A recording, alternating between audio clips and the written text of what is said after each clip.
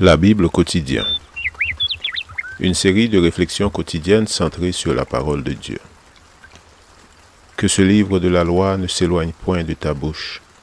Médite-le jour et nuit pour agir fidèlement selon tout ce qui y est écrit. Car c'est alors que tu auras du succès dans tes entreprises. C'est alors que tu réussiras. Josué chapitre 1, verset 8. Aujourd'hui, le 4 août, fais de l'Éternel tes délices. Confie-toi en l'Éternel et pratique le bien. Demeure dans le pays et prends la fidélité pour pâture. Fais de l'Éternel tes délices et il te donnera ce que ton cœur désire. Psaume 37, versets 3 et 4. Dans le livre des psaumes, trouver un joyau qui se distingue des autres n'est pas facile, car l'ensemble de ce livre de la Bible est un trésor d'une valeur spirituelle inestimable. Le joyau d'aujourd'hui a trait aux requêtes et aux prières.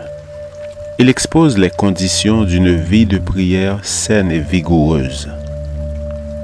Quand on sollicite une chose, la réponse est toujours soumise à des conditions. Ces conditions, sans être forcément explicites, sont pourtant bien réelles. Tous veulent recevoir une réponse à leur prière, mais bien peu prêtent attention aux conditions.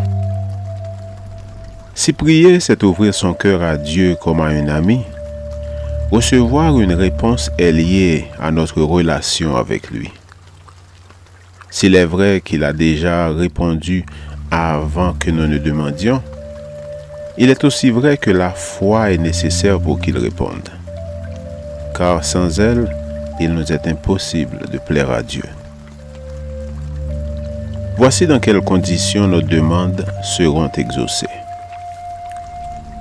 Premièrement, en accordant notre confiance à l'Éternel et en faisant le bien.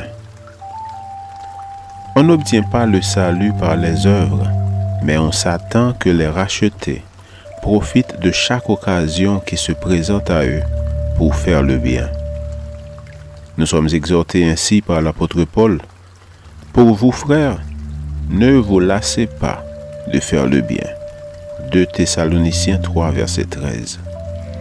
Faire le bien, ce n'est pas s'efforcer d'acheter le salut, c'est imiter le Seigneur qui fait pleuvoir sur les bons comme sur les méchants. Deuxièmement, en faisant de l'Éternel nos délices. À tout moment, en toutes circonstances, la joie de l'Éternel devrait être la raison d'être de ses enfants. Que notre existence démontre au monde que nous sommes satisfaits de notre Dieu. La relation que ces enfants entretiennent avec leur Père céleste devrait se refléter sur leur visage. Le bonheur et la joie se voient de loin, ce qui permettra au triste monde dans lequel nous vivons de profiter un peu du sourire des enfants de Dieu. Celui qui trouve en l'Éternel sa plus grande joie ne peut désirer ce qui va à l'encontre de sa volonté, et il ne lui demandera rien qui soit contraire à ses voies. Le Seigneur s'empresse d'exaucer les souhaits de notre cœur. Pour notre part, réjouissons-nous en l'Éternel et vivons afin de faire du bien autour de nous. Amen. Lecture de la Bible pour aujourd'hui dans l'Ancien Testament, les psaumes 37 et 38. Et dans le Nouveau Testament, Jean chapitre 12. Merci d'avoir écouté.